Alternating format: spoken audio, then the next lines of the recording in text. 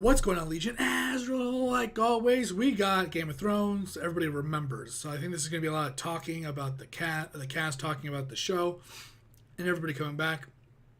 I'm pretty excited for Game of Thrones to come back. If you haven't seen my other reactions, I talked about, just my general love for the show. It wasn't one of those shows like a lot of people just like fanned over it, and of course, there's people that are not going to like shows because of that.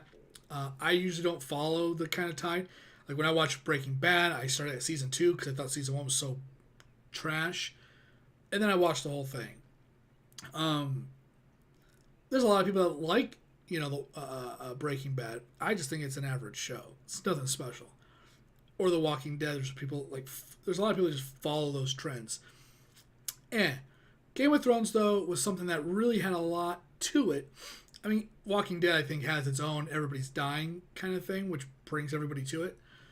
But Game of Thrones, for me, is just medieval and it's awesome. And I love it. And I watched all 7 seasons in a row in like under a week. And it's just a good thing to watch. I like watching it. And so let's just get into it, check it out, see what it's all about, and have these guys, damn it, remember, this is 11 minutes? Wow, I shouldn't have talked that long. Let's go. Let me give you some advice, bastard. Never forget what you are. Oh, Kit, you're so young. Like armor. Kit, come in, Kit. When I first heard they were interested in me for a fantasy show, I went, ugh, no. I had an inkling reading the first book, going, "Oh my God, this is amazing. This could really kick off." Oh, this is gonna be cool. I was quite young and I had such a big imagination. In those scenes when I was younger, I would really convince myself that I was there and it was happening, you know? I'd never had any experience of acting before. I went to a very theatrically based drama school. We did 3 hours of camera training in 3 years. But then my 4th hour in front of a camera was day 1 on Game of Thrones. My first day on set was Castle Black. My first scene was, there's just a very quick scene where I'm walking down the ramparts, and I was so nervous. Yeah, I remember my first day on set. Oh my God, I fell off a fucking horse. Jesus, this is my first job. This is like the first thing I ever did, and they stuck me on a horse. Oh, I was falling off the horse trying to act still. Wow. A Khaleesi. Okay, let's do it again, please. I remember my first scene we shot from the pilot, and that was the king's arrival. The king rides in on horseback, and he has to get off his horse, and his robe was enormous. The horse rides in, he's like, ah, and then hold everyone, and then they run in with him like a ladder. They help him down, and they run out with the ladder, and then carry on. Oh, here we go. I vaguely remember it. It was like Sean Bean and Mark Addy and Lena, and I remember being so overwhelmed and terrified. I remember everybody clear. I remember baby Sophie and baby Maisie and baby Isaac, and now they're, out there, full grown. This is really cool. The most shocking scene that I didn't see coming. Stop it! Stop! From then on, I started to distrust the show as to whether they'd kill my favorite character or not. I think the most shocking was probably my death. The Hodor moment, I couldn't quite believe. Hold the door! Hold the door! Nobody could believe that. There was a lot of, I don't mean to be, I'm not one of those, reactors that pauses a lot. So please bear with me. There was a lot of people on Twitch and on YouTube and stuff like that I was watching at the time that were into Game of Thrones. I think one of them was like Gold Glove, a Twitch streamer. One that just overly loves Breaking Bad to a point where it's ridiculous because the show's not that good. And The Walking Dead at the time. And Deadpool. It's just a horrible movie. It's okay. And he was also somebody like Game of Thrones. There's a few other YouTubers I can't remember because I don't watch them anymore. Everybody was talking about the Red Wedding. Everybody was talking about this and that.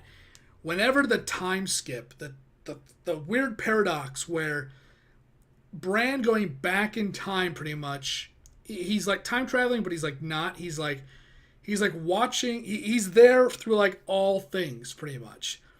And his presence in the past, what we thought was just him watching the past, was actually having an effect, apparently, at least with Hodor. And like with his dad, when his dad was going up to see his sister, when she gave birth to fucking Jon Snow or blah Targaryen, and he turned around and looked for Bran because he's like dad. So he is like actually an ethereal or something presence throughout time when he does that, and his interactions with fucking, I forgot his name, turned him into Hodor. I think his name was like James. That moment, everybody's talking about the Red Wedding. Everybody lost their mind when Hodor became Hodor because it was hold the door. Everybody was making memes about it. Oh my god, it was insane. Oh my god. I watched the Red Wedding and I didn't really read into it in the script of what happened. I think I just did my bit and went la la la, and then when it came out, I remember I watched it in the morning. I'm a big guy, big tough guy, but guess what? I burst into tears. That was an absolute shocker. I remember just watching going, no, no, no, no, no, no, no, no, what? Oh, it's awesome. It was brilliant. Oh, this is so good. Do I have to call you Lady Stark now? Ah. Yes. My favorite day on set would be the day that I was reunited with Maisie. That day on set, I've just never laughed so much in my life. It was so much fun. It was the day with the wheelchair. I've still got that video, jeez. Me and Sophie just messing around on Bran's wheelchair. I think the most fun scene we shot was season 7. We shot this big sequence, the loot train attack, and we shot that in Spain. It was such a beautiful location, and there was something about being outside every day and being on horseback. I love riding. Go Agades! Season 3, Getting the Unsullied, was the first time that I, Amelia, got to be, you know, like, bitch and badass. Nike Daenerys gel masmo en Targaryen entro. Dracarys. It was really cool. Favorite day on set was definitely a day in Asuna when we were doing the gladiator. I love this guy. This guy's awesome. My little girl was there. You know, she watched her papa work. David said, oh, you know, come sit here, you can call. And she was like, action! The fight between the Hound and Brienne of fucking Tarth. We'd studied and trained for that a long time, and when it all came to fruition, that was just fantastic. I think he held back. Season 2, the first day we were there, that was my favorite day. Oh, sorry, kid. I can't wait to see, hopefully, the Hound and Brienne of fucking Tar. I can't wait to see her reaction when she sees him alive again. On Thrones. I'd never been to a more beautiful place in my life, and it was special for so many reasons. Or was it... It was the scene where I was... The girl, Sophie. Not able to behead Ygritte. Strike hard and true, Jon Snow.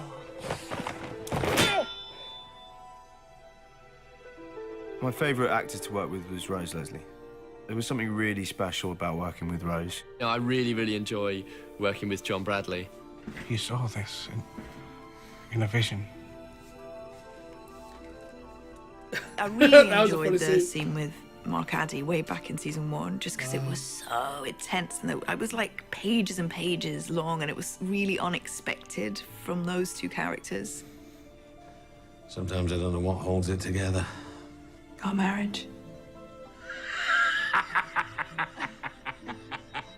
There's an ease that I get with acting with Ian Glenn because he's been my pal the whole time. There's been my buddy. And the most beautiful thing about Amelia is she has no idea how good she is. She genuinely has no idea. And she still has no idea. She's always sort of vulnerable, which is part of her great gift. I think in terms of my favourite scene partner, it'd have to be Kit. Kit was the first person I ever had an acting relationship with because it was my first job. I think that the friendships that you form when you are a bit scared and a bit uncertain and treading unfamiliar ground, they're the ones that tend to stick because you cling on to each other for support. Sansa, come here, little dove. I always loved working with Lena. What are you doing? Praying. You're perfect, aren't you? Praying. Just watching her and learning from her was the best drama lesson I could have ever hoped for. You disobeyed my king, your father, and I love this guy too. the price. I don't care, you're my friend. Shireen Baratheon. I had a couple of scenes with Shireen that I loved doing. to have her level of humanity and decency and cleverness and brightness. He just treats her as an equal, and I really like that aspect of the relationship that they had. I really miss Charles Dance, who played my father, Tywin Lannister. We had such a great chemistry and a great friendship. Yeah. Despite our on-screen relationship. Spoilers. I'm very fortunate to work with the greatest cast. Everybody is so professional and so incredibly kind and generous to their fellow actors. Everyone involved is like a family, and it's a family that amazingly still laughs and gets on with each other 8, 9 years in. There's been no assholes, no people, divas. There's been nothing, not even a suggestion. When it's all said and done, I'll miss the dynamic of the show, because there's nothing like this show. I mean, Game of Thrones means my 20s. I started this job when I was 22, and I am not 22 anymore.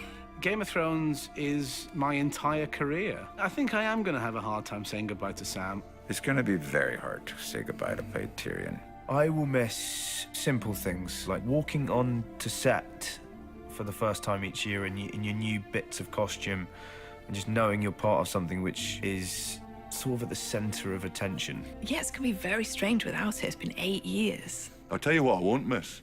Walking around with half a fucking beard 3/4 of the year.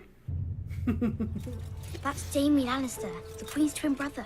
I was like a little puppy when I arrived. I was like Bambi on the ice. And coming to Belfast, I learned how to walk with pride and joy. I've grown up with these people. I've changed so much as a person because of these people. I'm so confident. I've just got this confidence from the show and from playing Arya. I really feel like I just want to inject that into each and every person that I know and love, but then also any girl that admires the work that I do. The journey that I've been on with Daenerys, it's sharpened me as an actor. It's shown me the range that I can do, and because of the heights that she goes to, it's forced me to find them within myself. We should have done that in Terminator. Been such an education for me in everything. Having to be around adults from the age of 10 and work on a professional set, get up and learn your lines and really think about a character has it also taught me a lot about myself. As an actor, you work and work and work and you audition and you don't get parts, and you do get parts, and sometimes they're great experiences and sometimes they're really shitty. And this has been incredible. Thrones is the holy grail, where it's something that is enormously, globally, massively popular, and people think it's cool. You know, people are always trying to copy things or do variations of things. It's rare you get something which is a completely original fantasy. It's the most realistic show that I've ever done that also happens to have dragons and dead people walking around. Medieval zombies. I think a lot of fantasy is heavy on the dragon and light on the character. We're the opposite. This show will be discovered by generations to come. It's timeless. Every season there's something else bigger than the last season and better than the last season. And here we are, season 8. It's cinematic. We're making 10-hour movies every year. The fact that this is really a full stop on this story is sad, because I think everyone's been so invested in this story that we never want to see this come to a close. But it must, and it will be good. Ah, man, that was good, man. It's sad. Okay, let's just get the good old. There we go. Oh, that was fun to watch. I was like 10 minutes, and then now I'm like, fuck, dude. I wish this was 20. I could listen to people talk about like something like this for like a while. I mean, I would think I could do it with like Robert Downey and them talking about Avengers and Marvel, but no. Because those movies aren't that great compared to this. Man, when they say that this is like, I don't know his name, but the guy who was like, this will be timeless, or this will be discovered for generations to come because it's timeless. Usually, it's like, I can maybe find a flaw with anything they say. They're involved with it, so of course they're going to love it. But in this scenario, all the stuff that they kind of were promoting about their show, and that's okay. They're a part of the show and they're proud of it, and they can say that they have the best cast and that it's the best thing ever, because for them it is. And honestly, for a lot of people, it is. And I definitely think when I do reactions, whether, I like to think that I could do it in the same format as a critic. My personality and my personal investment, it could be politics, it could be religion, it could be about race.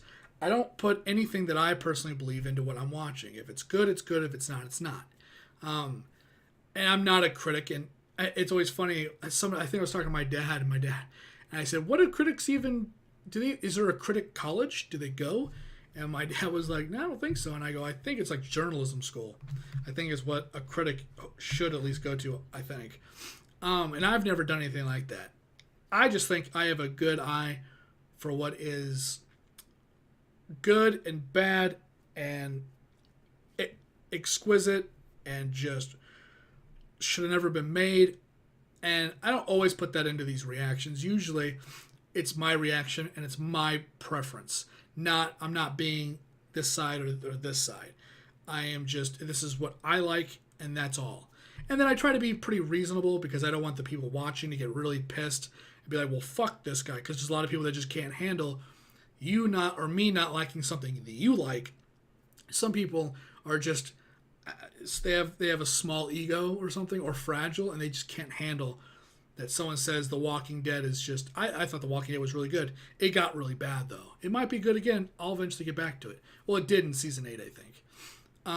Or whatever season it was where fucking the son got bit.